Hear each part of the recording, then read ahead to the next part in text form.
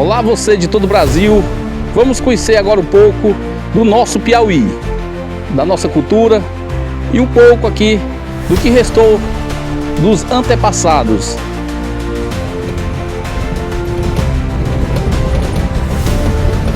Iremos conhecer vestígios da nossa história. Andamos 43 quilômetros até a localidade. Porção Milton Brandão.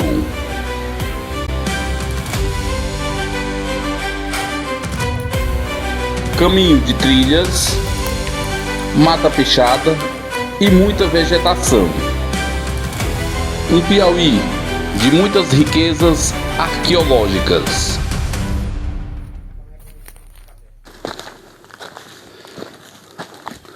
Olá, você está com a gente pelo Portal Musical de Pedro II. Estamos em Milton Brandão. Recentemente foi descoberto mais um sítio arqueológico.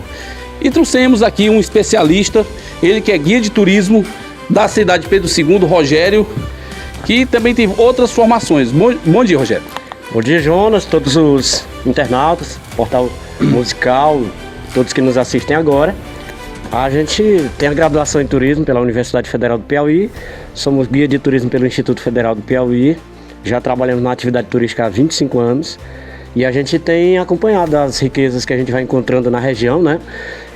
Aqui se trata de um abrigo onde os povos chegavam para se proteger do frio, da chuva, e a gente pôde detectar que tem uma riqueza de detalhes, de registros que foram deixados, onde nós vamos ter desenhos de grafismo puro, nós vamos ter tradição nordeste e nós vamos ter tradição geométrica. A tradição nordeste são aquelas pinturas agrupadas que indicam movimento, né? Desenho de animais, de pessoas. E a gente tem aqui os desenhos antropomorfos e tem dos zoomorfos, como o cevídeo galheiro, a gente já pôde detectar. Também vários desenhos de antropomorfos em diversos movimentos. Então significa dizer que os povos ficaram aqui durante um tempo. Analisando as matas da região, dá para se perceber que pela proximidade de rios próximos, tinha muita comida. E aí, portanto, esses povos eles ficavam aqui durante um tempo. E permaneciam até enquanto tinha comida. Então é mais um sítio muito importante aqui na região de Milton Brandão, esse município que tem uma riqueza arqueológica muito grande. E esse aqui de hoje, nessa região, a gente recebendo aqui o convite dos moradores locais para vir fazer essa primeira análise superficial, né? A gente não tem autoridade para fazer uma análise mais profunda, mas pela análise superficial que dá para perceber, Jonas, é que se trata de uma riqueza arqueológica muito grande. Então esse sítio, ele já dá para ser considerado dos mais importantes da região aqui de Milton Brandão. Cerca de quantos anos essas pinturas você acha que, pelo seu conhecimento, tem aqui esses povos que moraram aqui? Olha, sem fazer uma análise mais aprofundada, eu já lhe digo que tem pinturas com datações aí aproximadas de 10 mil anos e delas também com datações aproximadas de 6 mil anos, onde nós vamos ter riqueza nos detalhes, né, dos desenhos dos antropomorfos, né, que são desenhos de pessoas, e riqueza muito grande nos detalhes dos desenhos dos zoomorfos, que são os animais, onde há uma retratação muito forte. Então tem dois desenhos ali que me intrigaram muito, duas pinturas, e que inclusive eu vou levando até registros fotográficos, e a gente pensa em já pedir para as autoridades maiores, né, no caso o IFAM, para fazer a catalogação desse sítio, porque ele é muito importante. E ele também não deixa de ser tão importante para os moradores atuais das comunidades aqui do entorno, que isso pode ser aproveitado como uma grande riqueza para eles. Riqueza científica, riqueza pedagógica, riqueza do cotidiano. Só em uma comunidade que tem um sítio arqueológico perto, para ela tem que se sentir como detentora de um patrimônio imaterial e também material, deixado aqui pelos nossos povos originários. Nós podemos perceber, né, na riqueza de detalhes, os desenhos ali, né, aquele par de cevídeos, e o da frente é um cevídeo galheiro, e dá para perceber ali que é mãe e filho, e eles vão andando felizes da vida, e ao lado deles nós vamos ter um antropomorfo, né, o desenho de uma pessoa nas proximidades, tem outro lá de longe olhando. Significa dizer, gente, que eles estavam se preparando para a caçada. É um ritual de caçada, de início de caçada. Então, só para vocês entenderem o tamanho da riqueza que é estudar as pinturas rupestres. Elas nos contam muito. Cada pintura, cada desenho, eles nos contam uma história. Aqui do lado direito, no meu lado direito, vocês podem perceber, é uma contagem, um pontilhado, grafismo puro. Então aqui eu não tenho como dizer para vocês o que eles estavam contando. Podia ser quantas luas passadas, podia ser quantos animais abatidos, podia ser quantas pessoas no clã, no grupo, né? Enfim, mas é uma contagem, tá? Porque era pingado. Então se era pingado, estava ali uma espécie de operação aritmética, né? A adição, uma soma. É isso. Agora a gente vai para outro ponto aqui desse sítio arqueológico. Estamos aqui na Caverna do Mangue, região do Poção, Milton Brandão, rico em pinturas rupestres. E só hoje, numa manhã de domingo dessa, a gente já consegue ir em mais de um sítio arqueológico, numa manhã, dada a riqueza que a região apresenta. E nessa outra elevação aqui, chamada Caverna do Mangue, a gente pode constatar uma diversidade, um painel com uma diversidade de desenhos, que nos remete aí ao grafismo puro, mais uma vez, né? Grande riqueza em Quantos pinturas. anos, mais ou menos, Rogério? Essa aí ela se caracteriza naqueles tipos de desenho entre 10 mil anos aproximadamente. E a gente vai ter desenho de todo tipo, né? Inclusive, Rogério, o pilão onde os antepassados faziam a comida, né? Na verdade não era comida, era a maceração. Aqui era o pilãozinho de maceração. Todo sítio arqueológico que você encontrar ao redor, pode procurar que vai ter um pilão como esse. Era onde eles faziam a misturinha, a tinta com os elementos da natureza para poder sair desenhando.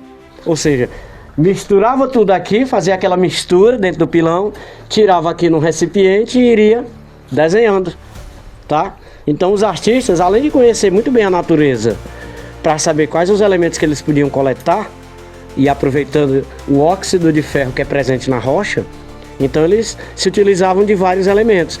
E aí tinha que ter um local, um recipiente para misturar. Sempre perto das cavernas. Sempre perto da caverna, das pinturas, do abrigo, tinha que ter um pilão. Então se você achar pintura rupestre em algum local, pode procurar aqui próximo, vai ter um pilão como esse.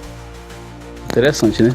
Muito interessante. Isso é dada, vamos dizer assim, o cotidiano deles. Rogério, e quais os cuidados que os guias de turismo têm que ter com a população para que as pessoas não agridam o local? Quais os cuidados que a pessoa tem que ter? Bom, todo mundo que é formador de opinião, né, professores, pessoas líderes de comunidades e tal, a gente tem que orientar que quem vem visitar um sítio arqueológico, ela tenha sempre o cuidado de não danificar, não desenhar por cima, não tentar fazer outro desenho imitando. Você tem todo lugar que você quiser para desenhar, mas passar a mão não pode, respirar perto não pode, né? Ficar tocando ali, é bonitinho, não pode. É um local que é para você contemplar, que é para você apreciar. Por quê? Se ele está aqui a esse tempo aí de 10, 6 mil anos, quem sabe ele possa estar para mais outras gerações poderem ver também. Porque isso é uma riqueza que não pode ser destruída. Faz parte da história, né? Faz parte da história. Bom, nós temos o maior celeiro de pinturas rupestres do Piauí e, claro, considerado um dos maiores do mundo, é na Serra da Capivara. Ela está a quase 700 quilômetros daqui, ao sul. Então, de lá para cá, o Piauí, por exemplo, tem 224 municípios e desses 224 municípios, na grande maioria deles, tem sítios arqueológicos. E nós estamos o quê? Quase 700 quilômetros de distância de lá. E as pinturas que nós temos aqui são muito parecidas com as de lá. Então significa dizer que é um corredor, que esse pessoal estava por lá, migrou para cá e daqui seguiu no sentido norte. Então eles andavam grandes distâncias, por quê? Porque andavam sempre atrás de comida. Então estava o clã num determinado local, como no abrigo igual a esse aqui, tinha um rio perto, pode reparar que tem sempre um rio perto, e aí era onde eles ficavam porque os animais vinham beber, aí era mais fácil para caçar, para abater os animais, e aí ter comida para o grupo todo, e quando acabava num certo período daquela comida, vamos supor um ano muito seco, que tem aqueles ciclos de seca, né? 5 anos chove bem, 5 anos chove menos, e naqueles 5 anos que chove menos, a comida fica escassa. os animais também fogem. E daí, aqueles grupos de pessoas que estavam aqui, se acabasse a comida, eles não iam esperar para morrer aqui de fome. Eles também ganhavam o bredo, né? Pegava aqui, metia o pé e saía procurando. Não tinha outro local que pudesse ter um abrigo como esse, para se proteger do frio, da chuva, do vento, e ter comida perto, para os caçadores e coletores poderem coletar. Rogério, e você espera que um dia os órgãos governamentais da nossa região do Piauí façam algum projeto para visita a esses locais e mais valorização para esses pontos de turismo? Olha só, a gente enquanto profissional, a gente tem sempre que contar com a sensibilidade das autoridades, né? Então as autoridades, no caso municipais, é quem tem que dar esse primeiro recado, né? A Secretaria Municipal de Cultura ou o Departamento de Cultura de cada município tem que vir fazer parceria com a comunidade aqui local, no caso aqui está nas proximidades da localidade Poção, se não me engano, e aí fazer uma parceria para quê? Para desenvolverem juntos projetos que possam formar uma certa estrutura de visitação aqui nesse lugar, proteger para poder trazer as pessoas para visitar.